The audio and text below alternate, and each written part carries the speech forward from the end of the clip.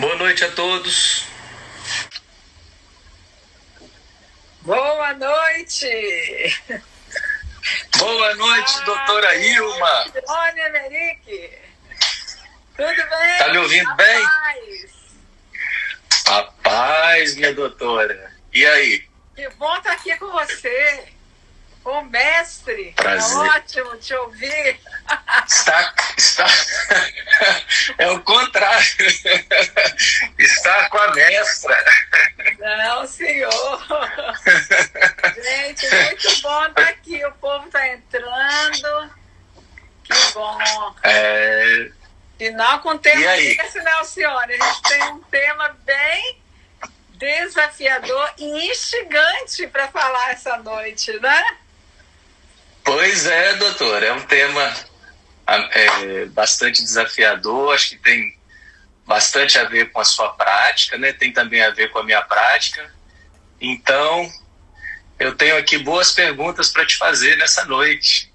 Dona Virgínia está aqui, ó. Virgínia, participa, minha filha. Tá dizendo que meu som está baixo. Deixa eu chegar aqui um pouco mais perto. Pronto, deve ter melhorado, né? E aí, como é que tá passando aí a pandemia? Tá fazendo os atendimentos em casa, online? Não, eu estou amando esse tempo, Alcione.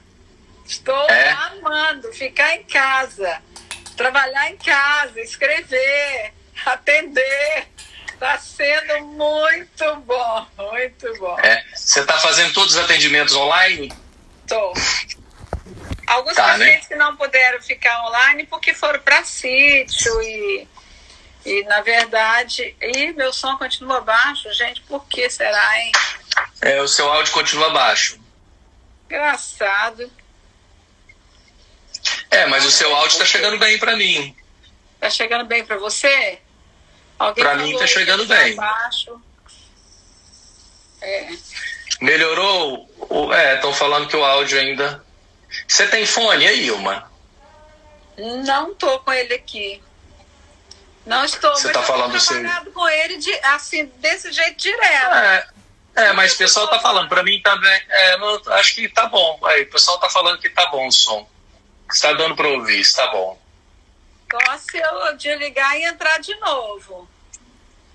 Não, mas eu acho que tá bom. Acho que tá bom. Tá bom o áudio, o pessoal tá falando aqui. Mas vamos lá conversar então, doutora? Oi. Isso, fala alto. Então, eu pensei da gente bater um papo sobre esse tema de família, porque é muito interessante, né? Eu, dentro da minha prática, já tem bastante tempo que eu também atendo, né? Inicialmente nessa área como um conselheiro cristão, agora também como um psicólogo. E é muito interessante porque se a gente analisa todos os casos que a gente vai atender, realmente tudo começa na família. É assim, muito interessante porque quando você atende alguma pessoa com algum transtorno, uma pessoa que está ruim, olha, é muito raro você encontrar alguém que advém de uma família funcional. É assim, muito raro. E quando a pessoa vem com todas aquelas queixas que ela te traz, uma rápida investigação nos antecedentes, na família de origem, é incrível como a família parece ser assim, quase que determinante para o desenvolvimento psicológico e para a saúde mental do sujeito no futuro, né? E por mais que às vezes ele funcione até bem, mas as marcas da família, elas estão bastante afincadas, né, no inconsciente, na personalidade, na maneira desse sujeito lidar com o cônjuge, com os filhos, com a sociedade, com Deus. Eu vejo, que você pensa vejo como determinante, Alcione. Eu vejo que a família, o cenário familiar é determinante para a saúde ou para a doença. Porque o que a gente tem visto? Você vai escutar alguém atrás daquela pessoa, daquela dor que ela está sentindo, daquela demanda que ela está trazendo, a uma história familiar. E esse cenário familiar, você vai lá e você vai fazer o link, né? Exatamente lá. Por quê? Porque a família, ela é a promotora da saúde, mas também ela é a produtora da doença, né? O adoecimento, um casal em desarmonia, né? Os sintomas vão aparecer, né? O corpo vai falar daquilo que a alma não está dando conta de lidar. Então, a gente sabe que a medicina psicossomática já estuda isso profundamente há muitos anos, né? E traz essas questões para a gente que a gente comprova na clínica. A clínica mostra exatamente isso, né? As feridas mais dolorosas, aquelas que mais afetam a estrutura psíquica, acontecem na família. Porque não são aquelas de fora que vão nos ferir, mas é aquelas que a gente espera amor, né? Sim.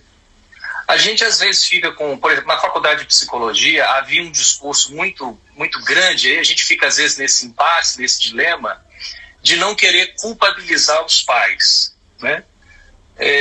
Então, a gente fala, às vezes, a questão está na família e a gente fica com às vezes, com esse sentimento de que não quer culpar os pais. Como é que você lida com esse impasse de, ao mesmo tempo, esses pais que já vieram com as suas marcas, eles acabam replicando essas marcas, levando essas marcas para os filhos, e ao mesmo tempo a gente não quer colocar peso sobre esses pais, mas ao mesmo tempo esses pais estão envolvidos nisso, e às vezes os filhos já cresceram, já estão com essas marcas. Como é que a gente faz para lidar com esse impasse? Então, eu acho que não é jogar uma culpa para cima dos pais, né? Eu sempre digo assim, seu pai foi o melhor pai que ele deu conta de ser. Sua mãe foi a melhor mãe que ela deu conta de ser. Essa é a questão. Não dá para você ficar jogando um peso sobre eles. Não.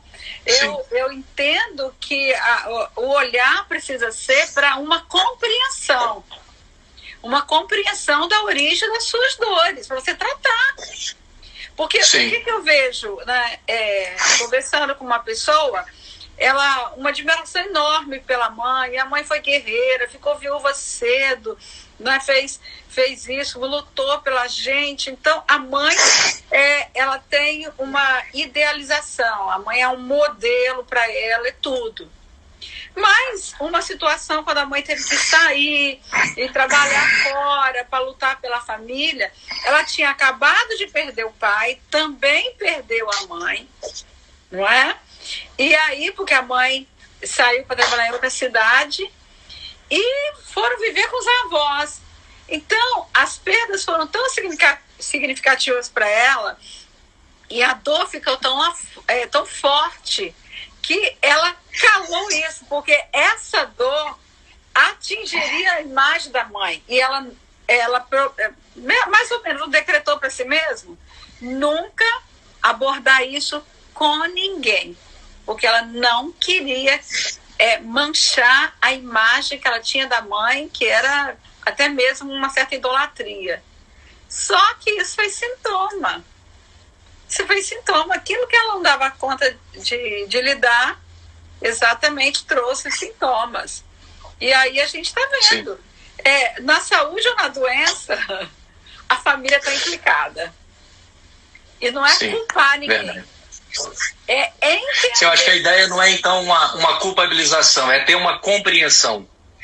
Até porque esses pais, eles também já vêm com as suas marcas e eles acabam nos educando a partir dessas marcas.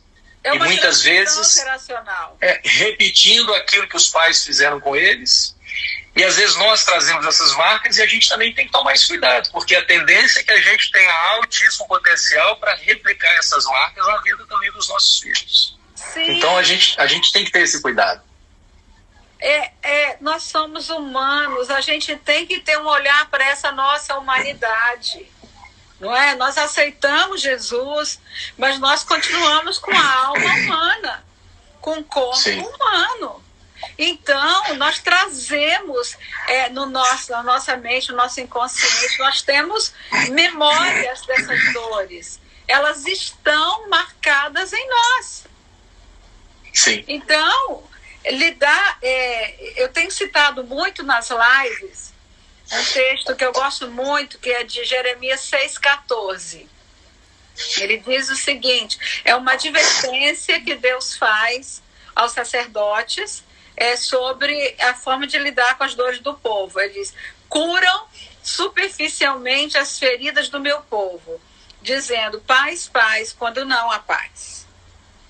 O que eu vejo? Muitas vezes nós queremos camuflar eles, até como autoproteção. Então, a gente tem a tendência, né, até mesmo assim, no nosso meio evangélico, de minimizar a depressão, outras dores.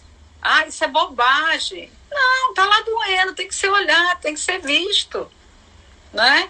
Sim. Ela, como diz Davi, sonda, meu Deus, o Senhor conhece o meu pensar, o Senhor sabe onde foi a minha estrutura de linguagem que deu origem a essa dor. Os sentimentos, né? O nascedouro dos sentimentos que estão ligados a essa dor. Não é porque não é apenas a lembrança, é o sentimento. A dor está lá. Tem uma estrutura de linguagem que a Bíblia chama de fortaleza da mente, e tem um sentimento. Eles andam junto. Quando comparece, o que faz? A gente nega a dor, a gente não quer tratar, ela fica calada lá dentro, recalcada, e vai fazer sintoma. Então, o nosso corpo vai falar, tem ponto de vulnerabilidade. É interessante, Ilma, que às vezes a gente fala muito de família, né? Mas a gente tem que entender que primeiro a família começa com um indivíduo que já traz as suas marcas. Então, muitas vezes é uma pessoa que já vem mal resolvida e às vezes tem aquela expectativa de que ele vai se casar para ser feliz ou para se resolver. E aí, por alguma razão, ele acaba escolhendo um sujeito também arrebentado, mal psicologicamente, quando não escolhe alguém que tem uma semelhança com o pai ou com a mãe dele, com quem ele tem alguma questão mal resolvida ou codependência, e faz um casamento disfuncional. Porque às vezes a gente fala muito de família disfuncional e a gente esquece que, na verdade, tudo começa no casamento. Eu acho que o primeiro a ser disfuncional é o indivíduo, depois há um casamento disfuncional que acaba adoecendo os filhos. E a gente tem que pensar muito, primeiro, no casal. Ou seja, como esse casal vive a sua vida, essa responsabilidade do pai, da mãe, esses papéis, as funções de cada um, porque é a partir deles que a família vai se constituir, que os filhos vão olhar esses modelos, vão se inspirar por esses modelos e vão levar para si essas marcas. Então, às vezes esse olhar muito amplo na família, quando a coisa realmente começa dentro de casa, ali com o marido, com a mulher, ali no dia a dia, se eles são companheiros, se eles se amam, se eles se respeitam, como é que é a comunicação desse casal. Tudo isso que vai falar da qualidade desse casamento, que a partir daí vai implicar a geração seguinte que virá desse casal. Eu costumo dizer, Alcione, que o casal, né, a tendência, como você falou, de apaixonar por alguém também doente, também ferido, às vezes até nas mesmas questões, né? Às vezes eu vejo isso em casamentos, aquela moça que teve um pai alcoólatra, que ela fala, não, nunca vou me casar com ninguém que bebe e tal, e ela, o bonzinho, certinho, ela não se apaixona, ela vai se apaixonar por um outro que já tem uma tendência, porque alguma coisa naquela pessoa ficou familiar para ela. Então, ela vai por uma via de um certo conforto de algo que lhe é familiar, que só depois vai comparecer. Então, o que a gente vê muito é encontro de feridas. Você sabe o que é encontro de feridas? Sim. Vai machucar o tempo inteiro. Acho que o Brad Hill lançou um livro chamado Duas Pulgas e Nenhum Cachorro. Duas pulgas e nenhum cachorro. São duas pessoas feridas, machucadas, carentes, que se juntam e agora eles vão se sugar e vão ficar ali se digladiando um com o outro. E aí gera um filho e o filho vai ficar no meio desse embate, né? Então, eu acho que uma coisa interessante... Suplementar, né? Quando o filho já não vem suplementar uma falta, né? Aquela mãe que está tão decepcionada no casamento, ela recebe aquele filho, ela se encanta por aquele filho e ele passa a ser a sustentação da vida dela. Então, é meio, sim, como a gente chamaria de mãe jacaroa, né? Ela engole o filho para ela, sim, né? Ela não deixa o pai, sim, entrar. Esse filho é doente. Agora me fala uma coisa, doutora. Vou fazer uma perguntinha mais quente para você aqui agora. Não vai, não. A gente às vezes trabalha na clínica, né? E, por exemplo, o meu público que eu trabalho é, sei lá, 90% cristão, que às vezes lê um livro meu. Embora, assim, eu procuro diferenciar esses trabalhos dentro da terapia, eu procuro trabalhar dentro da técnica, não, embora a minha ética acaba, evidentemente, enviesando o meu trabalho. Mas, às vezes, a gente lida com casais tão disfuncionais, e aí tem aquele lema, né? Até aquela citação bíblica de que Deus odeia o divórcio.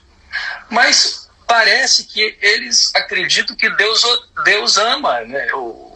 Essa cachorrada que eles vivem. Então, assim, se mantém a instituição casamento, mas se vive muito mal. E o pior, se eles apenas vivessem mal um com o outro, apenas os dois, estaria assim, tudo bem, porque é responsabilidade dos dois. Mas o pior, teve um caso que eu estava atendendo agora há pouco, em que uma criança, um filho de 3 anos de idade, é o conselheiro do pai e da mãe. É ele que separa as brigas, é ele que fala, não grita com a mamãe, é ele que pergunta, mãe, por que você está chorando?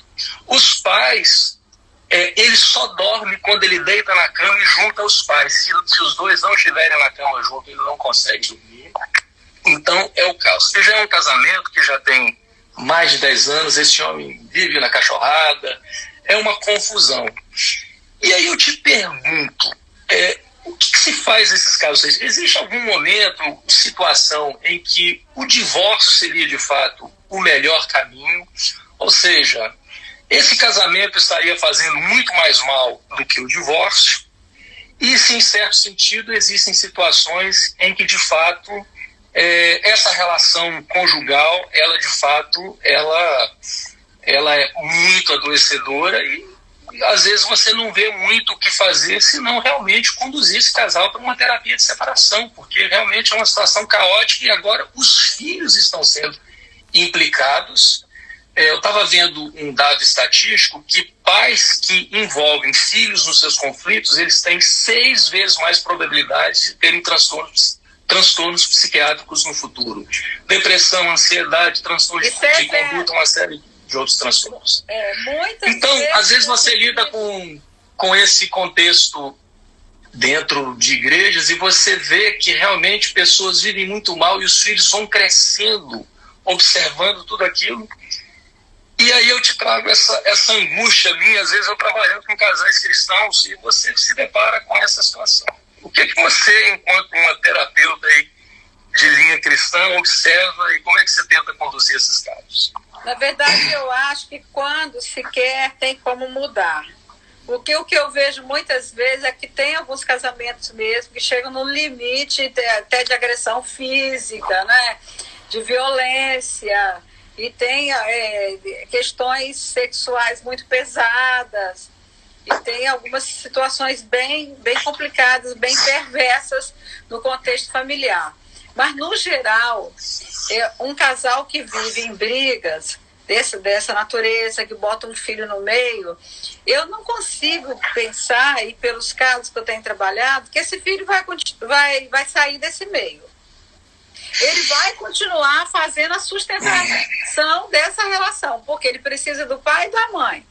E aí ele vai ficar aí nesse meio. Não, eu amo meu pai, mas eu não posso falar isso perto da minha mãe, senão minha mãe vai sofrer. Vai lá, até na aula de família psicossomática, eu faço uma dinâmica mostrando essas questões que acontecem com uma separação. A criança continua no meio. Ela continua sofrendo, e agora numa base de insegurança muito forte. Esse menino de 3 anos, o que vai ser desse menino? Tu vai de pena dele aí. Por quê? Sim. Porque ele está carregando uma carga que ele não vai suportar. Ele pode, uma das possibilidades é ter um surto psicótico no início da vida adulta. Outra, Sim. não consegui dar conta da vida dele. Eu me lembro de um caso que eu atendi de um rapaz que me procurou, que a mãe tentou sustentar um casamento, uma relação de 30 anos com esse homem a vida inteira na gandaia. Então ele vivia de mulher em mulher, de amante em amante, ela ali orando. Então ele dizia, a nossa família virou um caos completo. Ou seja, 30 anos tentando restaurar aquele casamento e esse homem vivia uma vida louca. E aí eu fico pensando às vezes como que a gente... eu acho que a própria Bíblia fala, a Bíblia tem escapes, princípios em relação a situações como essa, porque às vezes o divórcio acaba sendo até uma ferramenta para manter a saúde mental, primeiro desse cônjuge e da família que está ali convivendo com esse caos. Estou pedindo para você abaixar um pouquinho seu áudio, Alcione. Ah, é? Tá dando eco. Tá. Mas você entendeu o que eu te coloquei? Entendi. Tem situações muito adoecedoras, muito mesmo. A minha preocupação é que nem sempre o divórcio resolve isso. Na minha percepção, o divórcio agrava. Porque a gente vai vendo o casal continuar no embate, porque se eles brigam... Ok? Pode falar. Muitas vezes essa briga, ela, quando separa, né, ela vai continuar existindo, um falando mal do outro, às vezes quando não vai para um divórcio litigioso, e a criança está ali, naquele meio. É um desafio, sabe? Cada caso é um caso. Eu penso que a gente tem que trabalhar até mesmo individualmente com cada um ali, em função de uma terapia de casal, para que haja uma melhoria individual. Porque, como nós estamos falando de saúde mental, veja só, uma criança, um filho que cresce numa família assim, muitas vezes ele se torna um bode expiatório. O que é isso? Ele adoece para manter o casal unido. Sim. Eu me lembro da história de uma menina de 9 anos, que ela teve ela começou a sentir uma febre. Depois da febre, ela começou a ter uma atrofia muscular. Aí ela não conseguia mais andar direito. E aí até que parou de andar.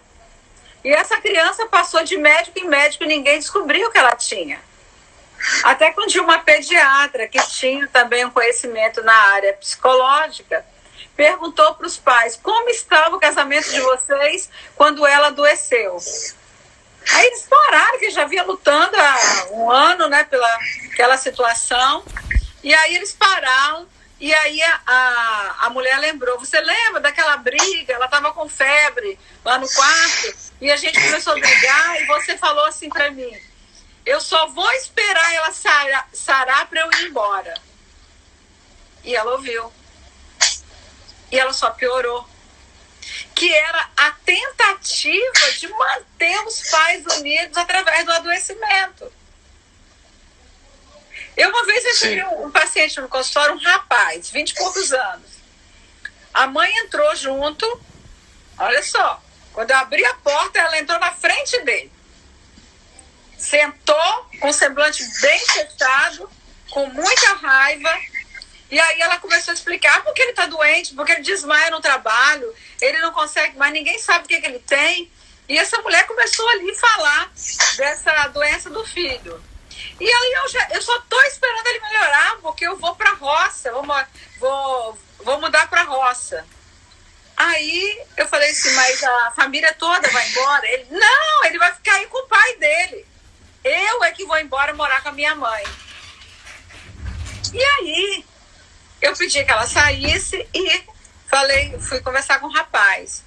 Ele falou assim, olha, a única coisa que eu queria era que meus pais se mantessem unidos. Então, quando ele viu a iminência da mãe romper o casamento e ir embora para a roça para morar com a mãe dela, ele sucumbiu, ele adoeceu. E aí ele começou a ter desmaio no trabalho, e ninguém conseguia descobrir o que ele tinha. Por quê? Porque essas coisas que o filho não dá conta, a doença que vai dizer. a doença vai falar mais alto, não é? Ilma, na sua experiência, você tem assim alguns preditores do divórcio, algumas coisas, algumas características do casal que podem levar. Não vou falar no divórcio, ao caos do casamento, a disfunção desse casamento que pode culminar numa situação de separação. Pode, tem questões muito sérias. Eu já lidei com casais que não teve jeito, né? Às vezes descobre-se uma pedofilia, descobre-se uma perversão sexual, não é? Uma violência, algumas questões que impossibilitam ali, inviabilizam a conjugalidade. Não, o que eu estou colocando até, não estou nem querendo focar na questão do divórcio. Claro que às vezes o divórcio pode acontecer. A minha pergunta, na verdade, é características de um casamento que às vezes, que se a pessoa não presta atenção, aquilo acaba adoecendo a relação. Sim. Compreende? Sim. Comportamentos de um cônjuge, a maneira como eles lidam um com o outro. Porque eu acredito que o casamento é como se fosse uma plantinha, né? É uma planta que você precisa regar, adubar, você não pode deixar aquilo de qualquer forma. E muitas vezes o casal trata aquela planta de qualquer maneira, confiando que o casamento vai prosperar, e às vezes a coisa começa a ir de mal a pior. Então, o que eu quis colocar foi comportamentos do casal, situações que podem levar esse casamento a se tornar um casamento disfuncional, a ser um casamento ruim. O não exercício das funções adequadas. Uma família ela se torna disfuncional exatamente quando as funções não são exercidas, não é? Aquela mulher que ela domina as relações, né? Uma dominância mesmo ali de todo o relacionamento, aquele homem muitas vezes omisso que aceita isso, o desrespeito, a descaracterização, né, do valor de cada um, as brigas, às vezes são brigas tão infantis, né, que cada um tá ali brigando com o outro, até mesmo na implicância, né, quando precisa provocar uma briga, porque o que eu vejo também, Alcione? Pessoas que vieram de lares turbulentos, elas levam isso para o casamento e elas não conseguem viver na harmonia. Sim, como se fosse um vício, né? É familiar. Sim. Não é familiar. Familiar é a tua. Parece que se o sujeito vive, se o sujeito está vivendo bem, parece que ele se sente mal, né? Ele se angustia por viver bem e precisa de uma briga para se reestabilizar. Sim. Para se reaquietar, para voltar ao que é familiar. Alivia, né? Porque a pessoa fica tanto na expectativa de que algo conflituoso vai acontecer, que se não acontece, ela produz. A própria pessoa produz, porque isso apazigua a alma dela. Então, aí vai ter que tratar a origem disso, né? Agora, a comunicação é um dos fatores, assim, um fala uma coisa, o outro entende outra. Então, o tempo inteiro, a comunicação não é eficaz. Não consegue escutar. Então a gente vai vendo que isso vai adoecendo. Tem um versículo ligado, versículo 15. Se vocês se mordem e se devoram um ao outro, cuidado para vocês não serem mutuamente destruídos. Queda de braço. Eu estava tendo uma aula sobre terapia de casal, eu lembrei dessa live nossa, e aí a nossa professora, a doutora Ana Maria Serra, que é uma das autoridades aí no Brasil na área da terapia cognitiva, ela fala de 5 áreas de funcionalidade no casamento, que se essas áreas estiverem com problemas, o casamento começa a ter problemas. Eu lembrei da nossa live, vou deixar aqui para as pessoas que estão assistindo essa live. Ela fala 5 áreas de funcionalidade. Uma é como o casal resolve seus conflitos, ou seja, como é que esse casal... Porque os conflitos existem, mas como eles vão lidar com isso? E ela fala sobre a importância do controle cognitivo das emoções, ou seja, o casal saber frear seus impulsos, controlar as emoções e saber resolver os seus conflitos. Depois ela fala justamente dessa comunicação eficaz, ou seja, o conflito ou a relação não pode ser um monólogo, porque às vezes o casal, o cônjuge, ele fala, mas ele não quer ouvir, então o sujeito que fala e não quer ouvir acaba sendo uma relação de monólogo. E hoje o que a gente vê muito é um monólogo, né? Muitos querem falar, todos querem falar, mas poucos querem escutar. Ela fala também da comunicação afetivo-sexual, ou seja, a parte afetiva e a parte sexual desse casamento.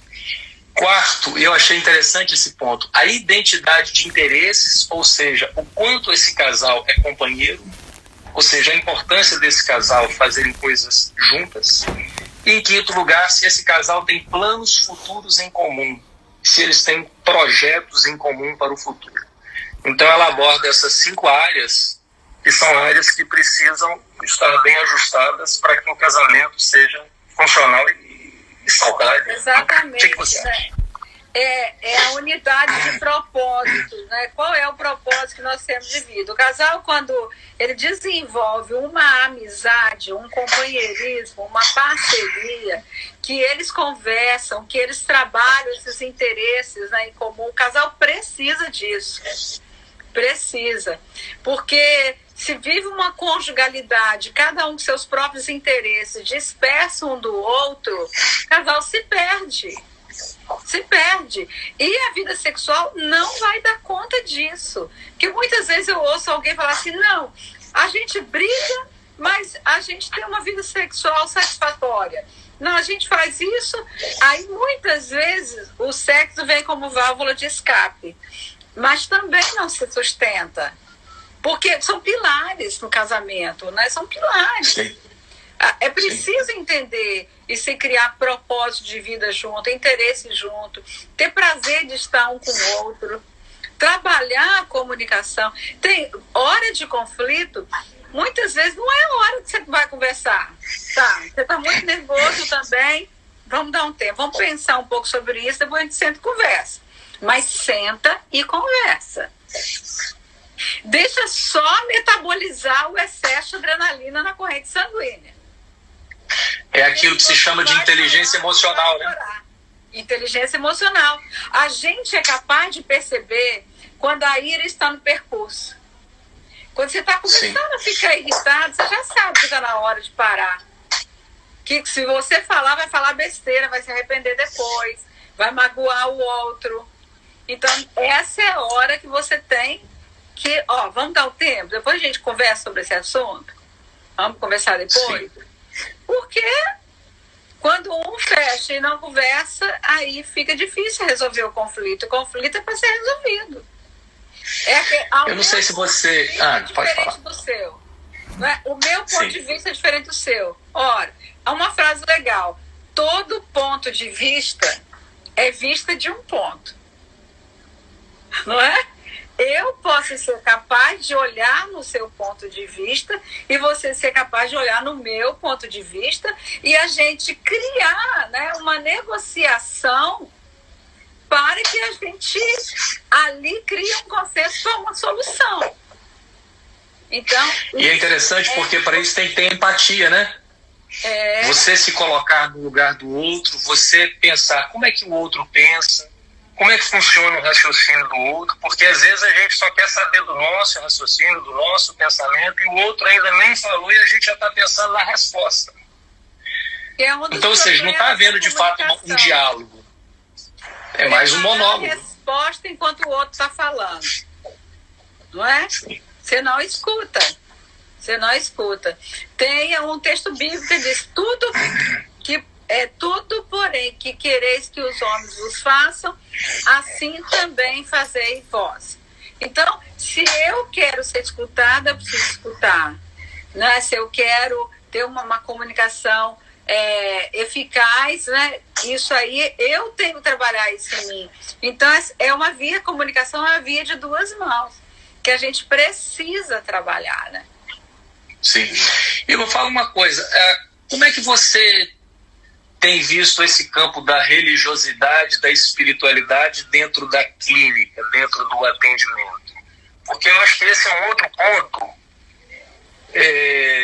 que a gente às vezes trabalha, é um campo bastante tenso dentro da psicologia, penso que também dentro da psicanálise, em que a gente vê, porque hoje está comprovado que a espiritualidade saudável ela é altamente produtora de saúde. Por exemplo, eu fui um tempo atrás fazer uma visita no hospital e é muito interessante a gente ver como é que tudo isso, os horários, tudo direitinho para que se faça a visita, você vai ali e ora, e é interessante porque, na verdade, o que esses profissionais percebem é que, de fato, a espiritualidade faz bem para a saúde física, saúde mental, saúde emocional em todas as áreas. Agora, quando essa espiritualidade também ela é disfuncional, quando é uma religiosidade patológica, ela passa a ser uma produtora de doenças. Então, muitas vezes, nós vamos atender as pessoas e você vê pessoas que carregam cargas muito pesadas, têm crenças religiosas muito rígidas, levam isso para o casamento, levam isso para a vida dos filhos. Vou contar só um caso para você, que agora foi uma sacada, assim, não sei se você vai entender a maneira como eu vou colocar, mas eu atendi agora, há um tempo atrás, um rapaz muito religioso, ele era um líder, mas de uma religiosidade muito pesada. E esse moço, quando a gente atende dentro da teoria cognitiva, nós fazemos uma avaliação da depressão, da ansiedade, a gente vai acompanhando. E quando eu faço a entrevista inicial, a ansiedade desse moço, a escala DEC, eu acho que ela vai até 60, dele a ansiedade estava em 50. A depressão, você veja, a escala, a depressão é a partir de 20, a depressão dele estava em 50. E o que acontece? Esse moço era um moço muito religioso e ele tinha um conflito homossexual dentro dele. E um pensamento de se matar. Um pensamento, uma ideação suicida muito forte e um caso muito grave, muito grave. Já havia tentado suicídio e me veio dizendo que não aceita esse impulso de forma nenhuma e eu fui trabalhando com ele. Mas, na verdade, eu fiz apenas uma pergunta-chave. Eu falei com ele o seguinte, falei, olha bem, eu sou casado, mas eu também tenho os meus impulsos. Mas não quer dizer que o meu impulso por si só é errado. Aí usei a linguagem bíblica. Falei, veja, a Bíblia fala da tentação, que nós temos inclinações. Eu falei, então, antes de você querer se livrar desse impulso, você vai ter que precisar acolher esse impulso, aceitar que você tem esse impulso, para você saber lidar com esse impulso. Porque todos nós temos impulsos.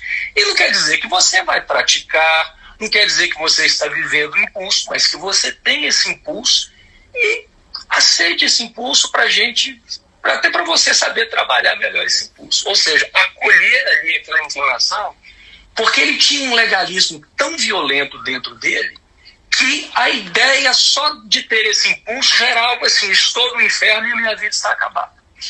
E quando eu tentei flexibilizar mais isso, foi muito interessante. Eu fiz é um caso de acompanhamento, mas com 3 sessões a depressão que já estava em 50 caiu para 18, né? Foi uma mudança muito brusca. E aí o que eu percebi é que a crença religiosa muito radical é que estava produzindo uma depressão, uma ansiedade em alto nível e até levando esse moço à iminência de cometer um ato de suicídio. Como é que você tem trabalhado aí com esse campo da espiritualidade na família e na clínica?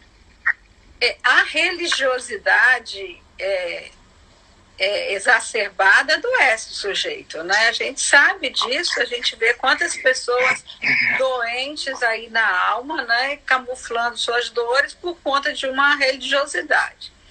A questão aí que você falou do rapaz com depressão, a depressão, tem um psicanalista, eu esqueci agora o nome, o primeiro nome dele é Mauro, não me lembro o sobrenome.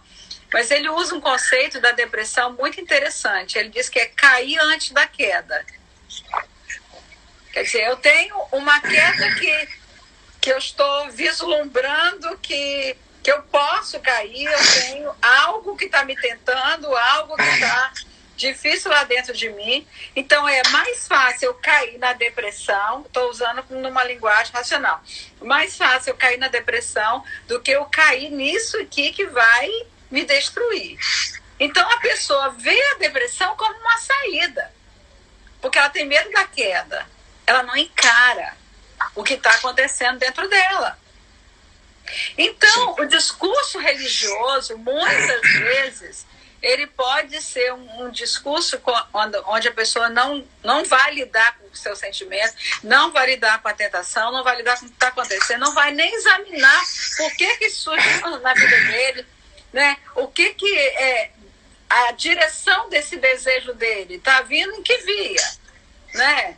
Quem que ele quer botar ali naquele lugar? Por que ele está procurando esse pai? Não é? Então, muitas vezes, ele está lá com questões para serem tratadas da própria história de vida dele e são todos depositados ali, naquele desejo homossexual, que ele precisa lidar. E aí eu acho que nessa condução, pela via emocional, pela via da construção psíquica dele, quando você começa a trabalhar isso, você vai trabalhar crenças e valores, principalmente valores espirituais, não é? Porque é interessante sim. Pode completar, doutor. Não, porque você não pode entrar muito na questão religiosa do sujeito, né? Cada um tem ali seus... Sim, exatamente. Suas crenças. Mas eu achei interessante porque ele tinha uma crença tão rígida. Eu até citei meu exemplo. Olha, eu sou casado, mas eu também tenho impulso. Se eu vejo uma mulher, sei lá, eu posso ser tentado. Agora, eu não quero. Agora, é o fim do mundo, né? Eu preciso aprender a lidar com os meus impulsos. A gente vive em sociedade, né? Às vezes você tem... Acho que alguém perguntou uma vez, não sei se foi para a esposa do Billy Graham, foi algum desses líderes aí, grandes, e perguntou assim, vem cá, você é casado com esse grande líder espiritual, me fala uma coisa, você já teve vontade alguma vez de largar ele, se divorciar? Ela falou, não, nunca isso passou pela minha cabeça, mas eu já tive várias vezes vontade de matá-lo. Então, nós às vezes temos inclinações, impulsos, que a gente precisa saber lidar com essas coisas, mas que se nós tivermos regras muito rígidas, aquilo vira um inferno. Por exemplo, uma coisa que de vez em quando eu estou atendendo casos assim, é de pessoas com toque religioso. Pessoas que vivem um inferno mental. Pessoas que sempre estão se sentindo em dívida, vão orar, sempre estão se sentindo culpadas. Teve um líder que eu fui atender, um religiosismo tão pesado, que ele começou a ter pensamentos obscenos com Deus. Eu não posso nem falar aqui para não assustar os pensamentos que vinham na cabeça dele. É comum. Ele me falou assim, a minha vontade é me matar. A minha vontade é me matar. O cara, quando vai subir para o púlpito, de repente vem aquela coisa horrorosa na cabeça dele, mas aí você vai analisar a estrutura psicológica. É uma pessoa que tem tantos regramentos, é um perfeccionismo tão exagerado, e isso dentro do campo da religiosidade, isso às vezes acaba aflorando e a fé dela acaba virando um inferno. Sim, os invasivos, então, Alcione, a gente vê o TOC, né, o transtorno obsessivo compulsivo, no religioso, ele vai sempre para esse campo. Os pensamentos eu digo para os meus alunos que nós cristãos, se adoecemos, estamos com o pé no toque. Isso quando o adoecimento não é uma esquizofrenia, que a pessoa tem delírios e alucinações, e o religioso, ele tem delírios e alucinações com Deus. Ele passa a ser, assim, secretário da Santíssima Trindade. Sim. Todo dia tem ali uma mensagenzinha, não é? Por quê? Sim. Porque ele tem realmente um transtorno psíquico, e muitas vezes esse transtorno nem é olhado ali de uma forma, para de tomar remédio, e aí tem lá um surto psicótico e vai trazer esse contexto religioso para dentro do surto psicótico dele, né? Então, eu acho que essa questão de saúde mental, né? Na igreja, hoje, nós que lidamos com muita dos nossos pacientes são cristãos, essa questão da saúde mental, ela precisa ser olhada com certo cuidado, né? A pessoa tem essa religiosidade radical, ela vem de uma criação, ela vem de um monte de regras, ela aprende muito mais o que não pode do que o que pode, e aí chega uma hora que isso um vacilo, a pessoa não compreende a dimensão da graça, não consegue confessar, quebrando o coração. Aí ela só se vê assim, um Deus punitivo, um Deus que vai atacá-la.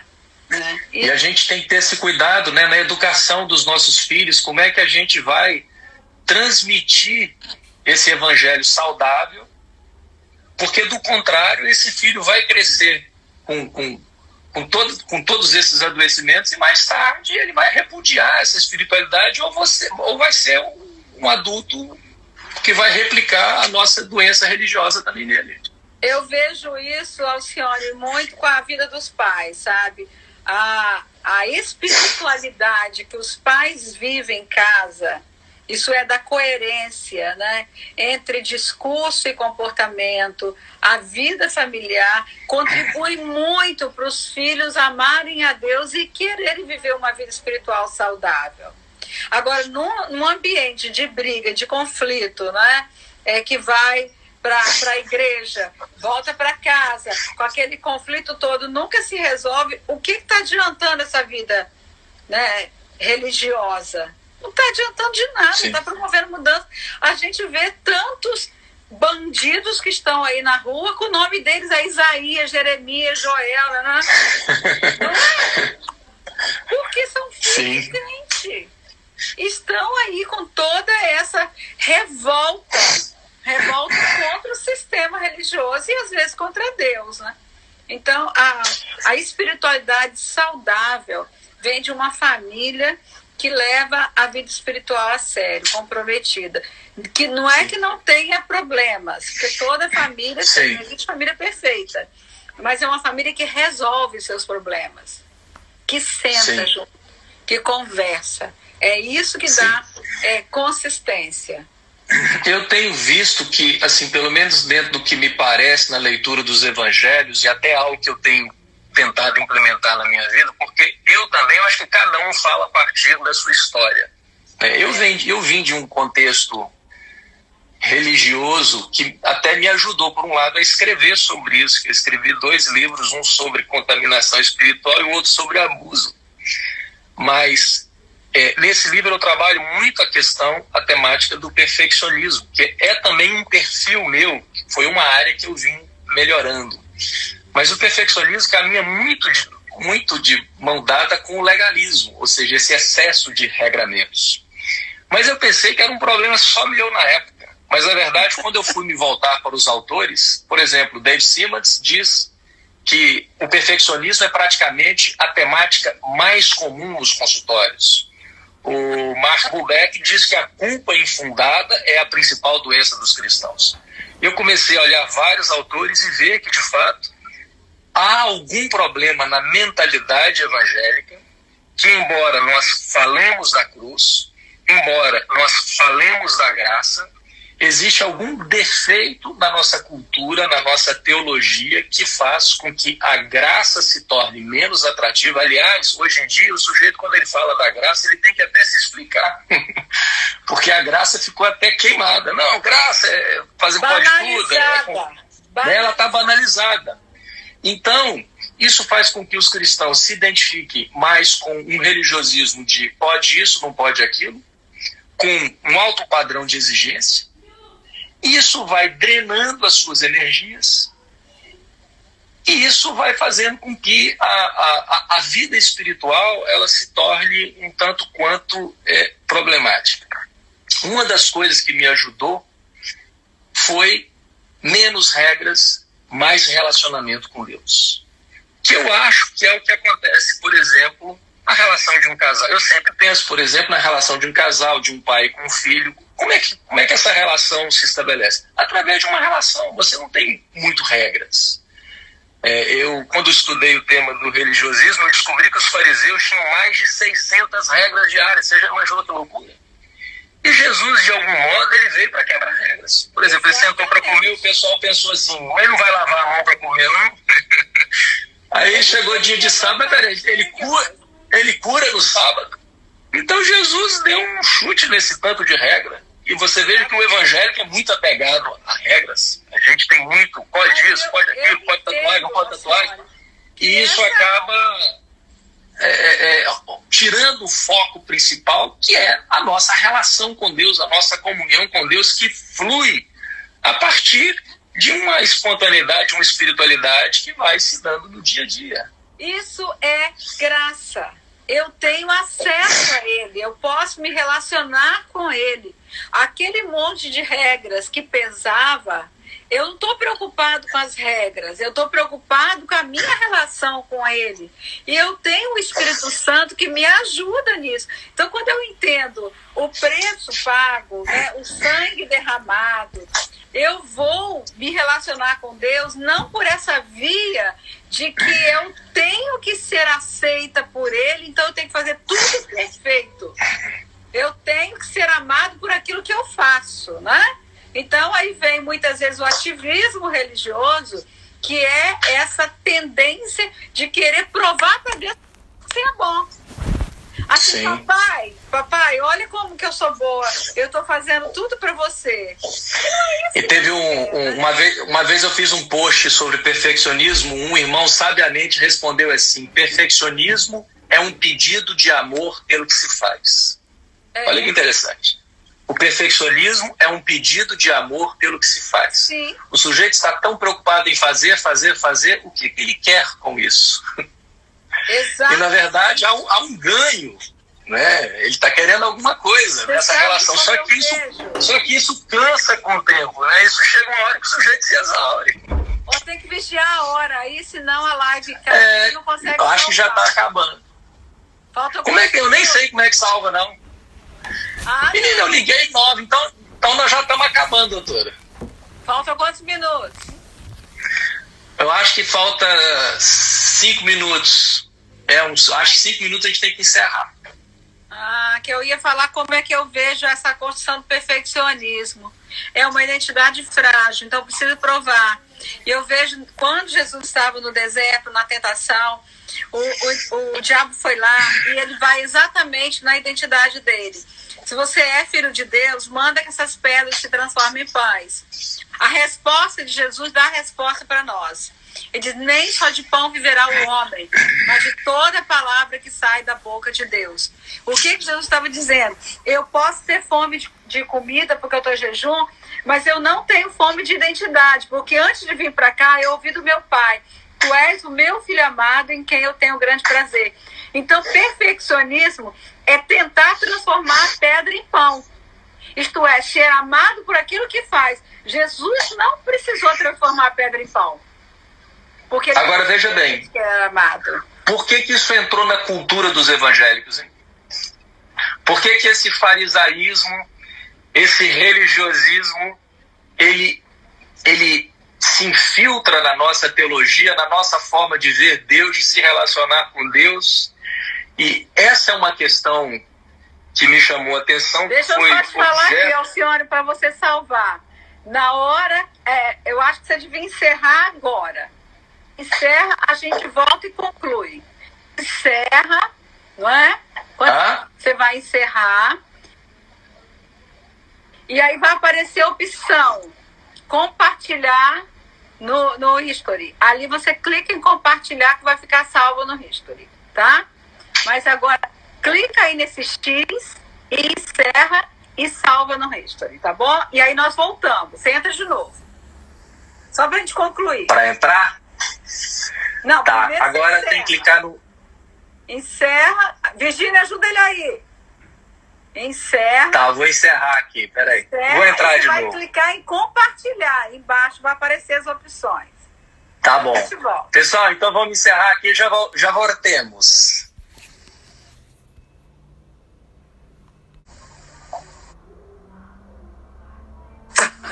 Estamos conectados novamente. Então, eu botei para salvar, eu acho que deu certo. Vai dar.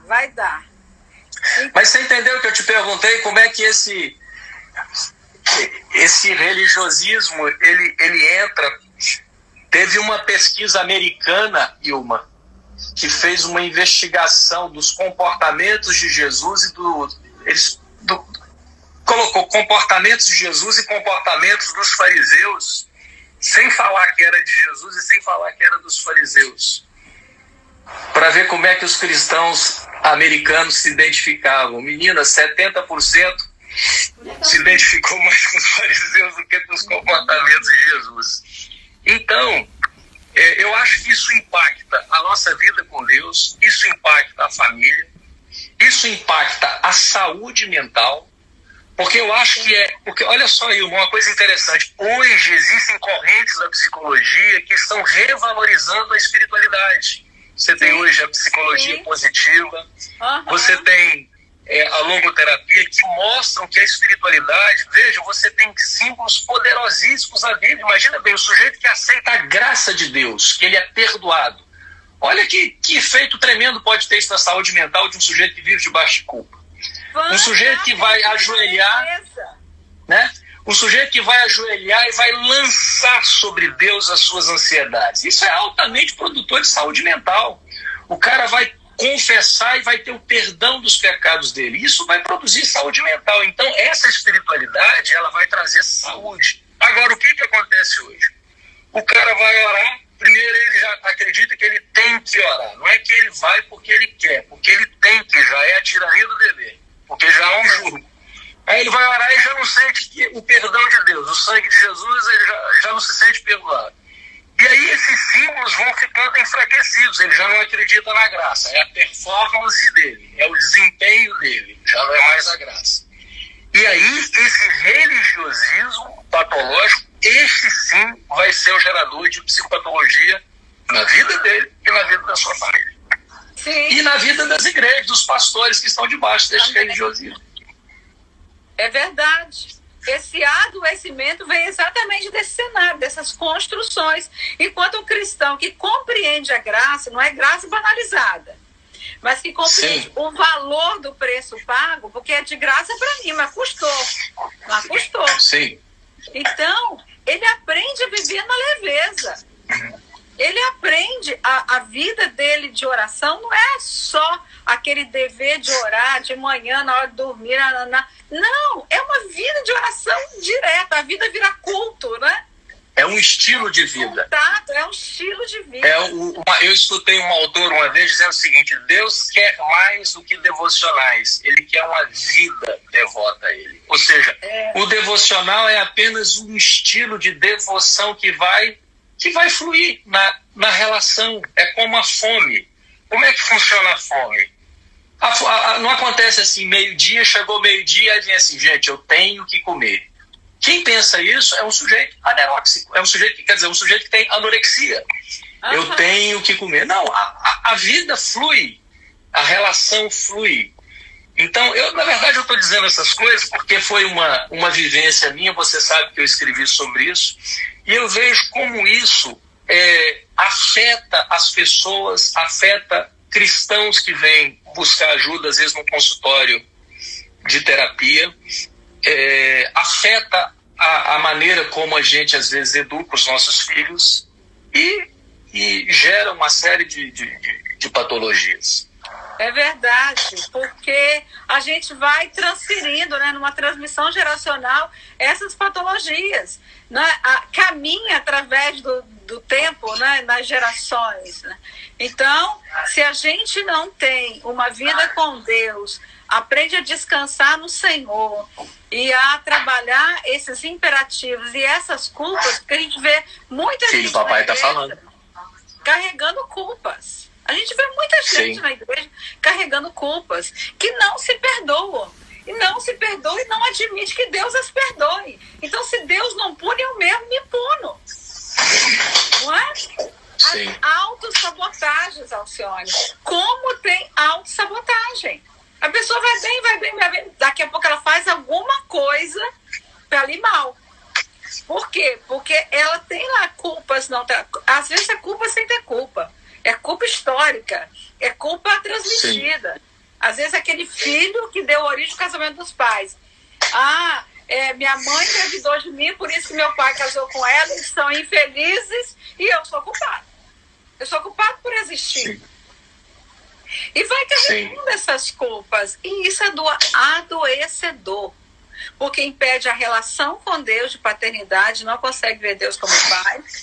a mente fica aí com esses pensamentos obsessivos, as emoções doentias, e o corpo sofre os efeitos disso, né? Davi, Alcione, tem um salmo, Salmo 38, que ele tinha tanta doença que dá até para fazer diagnóstico. Ele fala assim: bate-me excitado o coração, taquicardia. Não a parte sã na minha carne, dermatite. Ardem meus lombos, febre. Meus olhos não se fecham à noite, insônia. Aí ele vem dizendo assim: todos os meus ossos envelheceram. Aí, gente, vem artrite, reumatismo, problemas de coluna, não é? Aí... Mas é interessante porque o Davi tinha Deus como terapeuta dele, né? Então eu gosto também dos Salmos, porque é uma forma do salmista, ele está ali pegando o que está dentro dele e colocando palavras. Ele está escrevendo, ele está jogando para fora, ele está verbalizando. É mais ou menos o que acontece dentro de uma sala de aconselhamento, num consultório, em que o sujeito está ali, e é o que às vezes a gente não faz. Essa relação pouco transparente com Deus, né? Essa relação pouco transparente com Deus, o cristão não lavar sua roupa suja com Deus. Você quer ver um outro exemplo? Tem uma aula minha que eu falo de perdas. Eu digo o seguinte, gente: a Bíblia dos evangélicos, de muitos evangélicos, o livro de Jó só tem 3 capítulos. O 1, o 2 e o 42. E tem um versículozinho ainda. São 3 capítulos e um versículo. E eu sei que o meu Redentor vive, em breve se levantará. Mas qual é a ótica? Eles pegam ali toda aquela desgraceira de Jó que acontece. Depois aquele texto auge, né? No saí do ventre de minha mãe, no voltarei. Deus me deu, Deus tomou. Aí ele põe um ponto final e já pula para o 42. Mas veja, todo o processo de Jó, toda a elaboração do luto e da dor de Jó se deu do capítulo 3, porque ele que havia dito que no sair do ventre, no eu saí do ventre, no voltarei, Deus me deu, Deus tomou. No capítulo 3, ele começa a amaldiçoar o seu dia, ele rasga o coração. Ele diz para Deus: por que o Senhor não me matou no ventre? O que ele faz? Ele pega o que estava sentindo e coloca em palavras. E aí dele.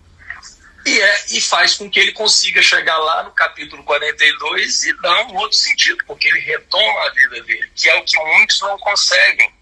Porque acham que vida cristã é capítulo 2 e os 2 últimos versículozinhos. Deus deu, Deus tomou, glória a Deus, aleluia. E aí já faz aquele sermão bonito. E aí a dor é calada, a dor é não dita. E como você mesmo afirma, a dor que não é dita volta como sintoma. E o sujeito entra numa depressão, começa a fazer altos picos de ansiedade, pânico, vai para o corpo e começa o caos. Por exemplo, tem crente que mal perde alguém, no domingo ele já está cantando, ele já está pregando, ele já está entregando profecia. E, novamente, esse modelo de espiritualidade desconectada da humanidade, que não faz conexão com a alma, com as dores, é uma espiritualidade que renuncia à humanidade, que faz com que o sujeito adiante adoeça e venha lá nos nossos consultórios pedir ajuda porque está doente, por uma questão teológica. Uma teologia errada. Família, refúgio ou campo de batalha. Eu adoro. Muito bom o livro da doutora Ilma. Compre o livro da doutora Ilma. E eu tenho um capítulo aqui só sobre famílias psicossomáticas. Famílias psicossomáticas. Quando a dinâmica familiar adoece os seus membros. Então, essa questão do adoecimento, que é tão estrutural na família, isso vai caminhando, né, para gerações, e isso vai se depositar nos filhos.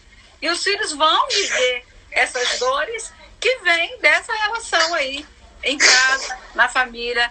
Então, Alcione, é tempo da gente entender essas questões e parar de viver essa religiosidade pesada, né?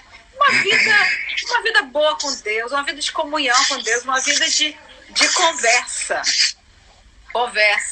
Porque a gente tem oportunidades, né, para viver essa vida leve com Deus, né? É fantástico isso. Pois é, doutora.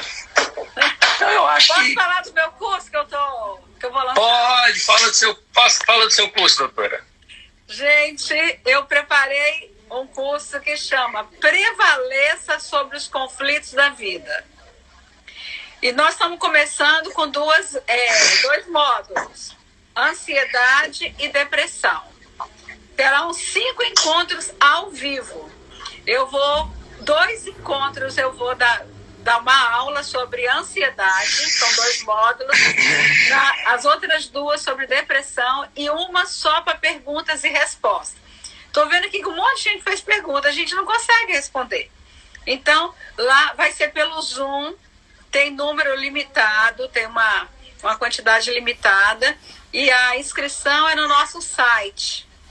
É ilmaicelsucunha.com. Vai lá no nosso site e faz sua inscrição, porque a gente já não tem mais muita vaga não, está acabando, né? Então, participe conosco, vai ser ao vivo, a gente vai trocar. Depois eu vou falar sobre emoções tóxicas, que é no outro segundo momento, e o adoecimento familiar, tá? Então, espero vocês lá, entra lá. No Instagram tem o link, tem os posters, com todos os dados remetendo ao site. Tá bom, gente? Maravilha.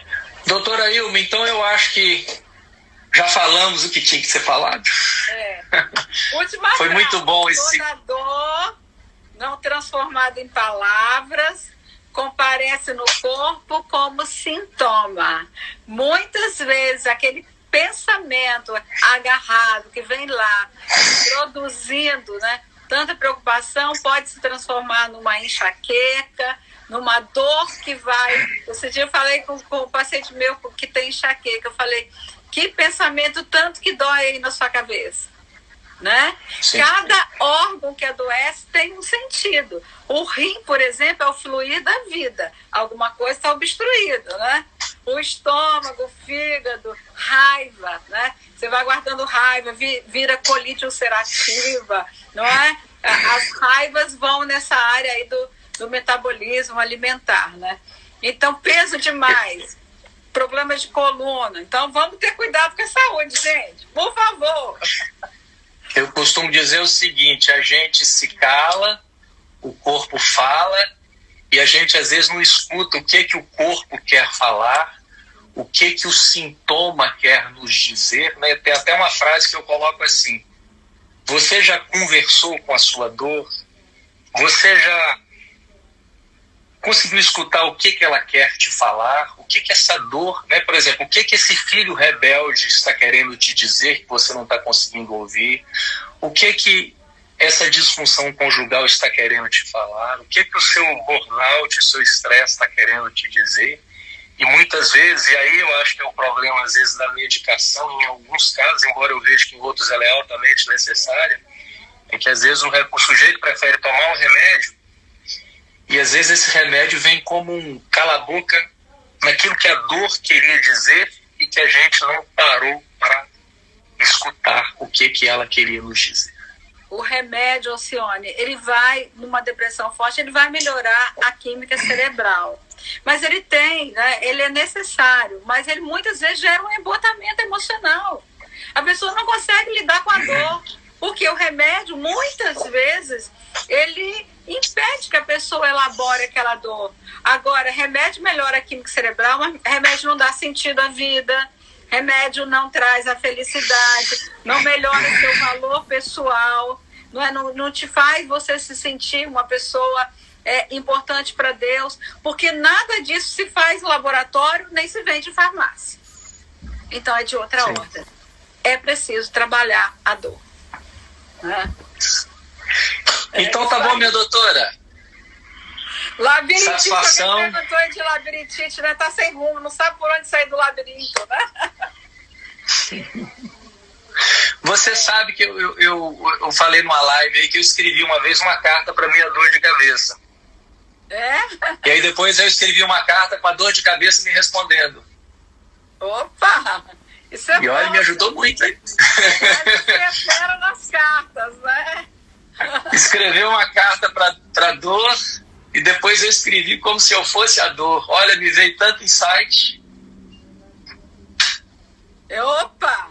Deixa eu só acertar aqui o nome do meu site, que eu botei errado. É Ilma e Celso Cunha, gente. Ilma e Celso Cunha, isso. .com, tá? O anterior estava errado. Isso aí, já terminei. Então tá bom, minha doutora. Eu estou escrevendo. Eu gosto de escrever. Livro, Alcione, e eu estou pensando muito em botar um capítulo com cartas que curam. Porque tem tanta carta que eu mando escrever, eu amo também mandar escrever carta, né? Acho que você sabe disso. Agora é bom escrever a carta e depois escrever a resposta da carta, porque a gente só escreve a carta numa direção, aí a gente tem que colocar o sujeito para se colocar no lugar do outro, para ele imaginar o que o outro vai escrever para ele, o que a dor dele vai dizer para ele. Então tá bom, minha doutora. Ô, Alcione, muito bom estar aqui com você, sabe? Aliás, a gente já tem essa caminhada muito antiga. Para vocês que não sabem, gente, eu e a Alcione já temos uma trajetória de quantos anos, Alcione, que eu dou aula no Secrai? Muitos anos. Pessoal, na verdade, a Ilma me acompanhou uns 5 anos de terapia. Foi uns 5 anos, não foi? Foi. E eu lembro que Ilma falava assim, não fala pra ninguém que você faz terapia, não. Aí eu fui de copo e fui falando pra todo mundo. Mas tem que falar, porque né, a terapia é algo muito importante, e aí eu acho que isso quebra um pouco essa máscara, né? É aquela coisa do filho mais velho da parábola do pródigo, né? Há tantos anos que te sirvo sem jamais quebrar um dos teus mandamentos. Essa máscara religiosa da perfeição tem que cair, a gente tem que mostrar o nosso lado humano. Um dia chegou uma paciente no consultório e falou assim, ontem à noite, pastor Alcione pregou e disse que fazia terapia com você. Eu falei, não acredito que ele falou. Aí a Patrícia está até aí. Cláudio Duarte, né? Num congresso, um congresso grande. Ele chega lá no congresso e fala que eu atendi ele. Eu falei, pelo amor de Deus, ele está falando isso aí no congresso. Por quê? Porque é umas coisas que a gente nunca fala, né? Porque é da privacidade de cada um. Mas aí quando vocês vão pro púlpito e falam, não tem jeito, né? Mas eu vou te falar uma coisa, eu acredito que todo líder, ele deveria hoje em dia fazer uma terapia, porque olha, a gente se conhece muito pouco, a gente faz muita besteira. O líder, ele tem essa crença patológica da solidão, de viver sozinho. Gente, por isso eu gosto de distinguir religiosidade de evangelho. Jesus tinha amigos, ele no auge do discipulado dele, ele deu o maior dos títulos aos seus seguidores, que foi amigos. E dos 12 ele tinha 3, que foram esses 3 que ele se revelou na transfiguração, e foi a esses 3 que ele se revelou no Getsêmani. Ele os chama à parte. Lá no Getsêmani diz assim, que Jesus chama à parte e ele rasga a alma, dizendo, a tristeza que eu sinto é tão grande que parece que vai me matar. E o líder se isola, muitas vezes não fala, adoece e aí vive muito mal. Então, se a gente não tem, às vezes, uma pessoa assim que nos acompanhe, tem ao menos um amigo.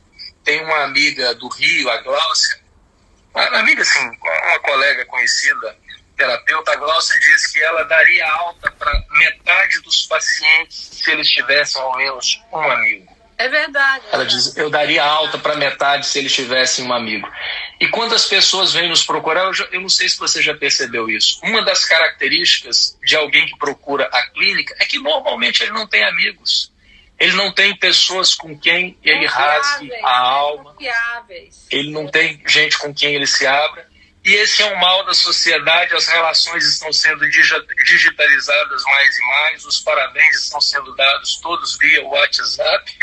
As relações estão mais e mais se dissolvendo. E aí eu costumo dizer o seguinte, nós, nesse rumo que estamos, mais e mais precisaremos da psiquiatria e da psicologia, porque as relações estão ruindo e os cristãos deveriam estar preocupados em fazer fortes vínculos para que um dia não precise instalar na cadeira de um psiquiatra ou de um psicólogo, porque está faltando essas relações. É verdade. Essas relações significativas, elas acalentam a alma, né? A alma precisa... Nós somos seres relacionais.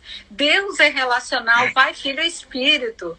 Né? E Ele buscou um relacionamento conosco através de Jesus. E a gente precisa de relacionamentos significativos. Desse que a gente pode abrir a alma e saber que não tem julgamento, mas tem ali acolhimento. Amém. Doutora, vamos orar então para encerrar essa live? Você ora então por aquela... Eu sei que tem famílias nos ouvindo, casais, gente, olha, às vezes uma live dessa eu fico até angustiado, pessoas... E tem gente que abre o coração e a gente não consegue responder a todo mundo. Tem coisa que é até descabida para você responder, você não tem nem como, são problemas tão graves. Então, assim, vamos orar. E quem está ouvindo essa live, gente, busque ajuda, busque aconselhamento, busque terapia, busque o Senhor e busque os meios que você tiver para você ter saúde mental, saúde emocional. Né? Não guarde isso só para você. Até mesmo, Alcione, quando você não tem ninguém, fecha a porta do seu quarto, né, e abre o coração para Deus. Como o salmista fazia, né? Voz alta. Quando Davi dizia, por que estás abatido a minha alma? Por que te perturbas dentro de mim? Assim, na raiva, ele falava, Senhor, mata os meus inimigos. Ele estava falando o que ele estava sentindo. Mas ele sempre concluía com, se não fosse o Senhor que está ao meu lado. Então, ele sempre fazia ele escutava o seu coração, ele colocava sua dor para fora e ele conversava ali com Deus. Então, nem sempre as pessoas têm a oportunidade de conseguir um espaço, de fazer uma terapia. Terapia tem custos financeiros, e não é fácil para todo mundo. Então, entra no secreto, entra no seu quarto e fala com Deus em voz alta, conversa com Deus. Não faz discurso para Deus. Conversa, abre o coração como se um profissional, um terapeuta estivesse ali na sua frente. Você vai ver o quanto que esse lavar da alma, né? Quando o Tiago fala, e vós que sois de ânimo inconstante, limpai o coração. Eu sempre digo que esse versículo, se fosse escrito hoje, seria assim, e vós que sois bipolares gospel, limpai o coração. Essa é a verdade. Lamentai e chorai as vossas misérias. Então tem hora, o que é miséria? Miséria, essas vivências ao longo da vida, esses pensamentos, essas coisas. Por que Deus é Deus misericordioso? Porque Ele olha com compaixão para as misérias do nosso coração. Ele vai nos ouvir. Sim. Ele vai nos ouvir e Ele vai curar a nossa alma. Isso é possível. E busque amigos, busque relacionamentos, busque pessoas... Eu acho que é a dinâmica de Tiago 5,16. Confessai uns aos outros e orai. É o elemento. Para ser Eu acho que é a cruz, né? Relação. Confessai uns aos outros, trave na horizontal. Orai uns pelos outros, vertical. Vertical. Né? Relacionamento de confissão, oração uns pelos outros. Agora isso dentro do contexto da relação e também do quarto secreto. Exatamente. Vamos orar então, né? Online mesmo, viu, gente? Alguém perguntou online, sim. Oração nós nos unimos numa comunhão, né? Comunhão uns com os outros e com Deus. Então vamos orar. Pai, nós queremos te agradecer por esse tempo tão precioso que passamos aqui conversando, Pai, sobre essas questões tão importantes para a nossa vida espiritual. Nós queremos sim viver uma vida que vale a pena viver, uma vida em abundância, uma vida de qualidade. Nós queremos e podemos, apesar das dificuldades, apesar dos desafios, das lutas diárias, mas sabemos que nós não estamos sós na caminhada, Pai, e que nós estamos aqui por um propósito, nós temos um alvo, e esse alvo a tua palavra nos diz que a gente tem que prosseguir para ele, a gente precisa estar sempre avaliando a nossa vida, olhar as questões da nossa alma, para que a gente possa renovar a mente e para que possamos conhecer a tua boa, agradável e perfeita vontade, Pai. Ó Deus, nos ajuda a caminharmos aqui nessa conexão com o Senhor.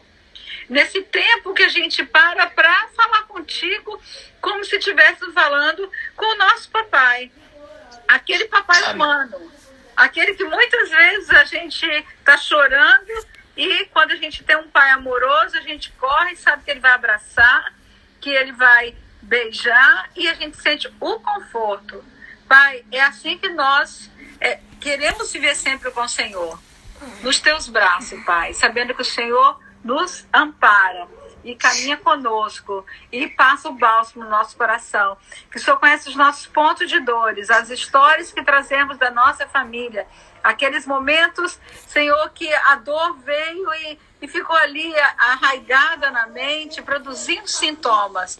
Por isso, Pai, em nome de Jesus, toca nesses pontos de dor e transforma em pontos de cura, para que nós possamos, Senhor, ajudar outros com a mesma consolação com que recebemos do Senhor. Ó Deus, amém. Trabalhe em cada família aqui representada nessa live, para que a família seja realmente um lugar de refúgio e não um campo de batalha, Pai. Que a gente possa desejar viver em harmonia. É isso que te pedimos, Pai, nessa noite. Dai-nos a tua direção cada dia. Nós te amamos, Pai, e queremos viver em comunhão contigo. Em nome de Jesus. Amém. Amém. Amém. Bom demais. Um beijão, doutora. 202 pessoas até agora conosco, gente. Foi muito bom. 2 tempos. Obrigado, doutora. Obrigado. Faz a mesma coisa e salva essa segunda, tá, Alcione? Tá bom.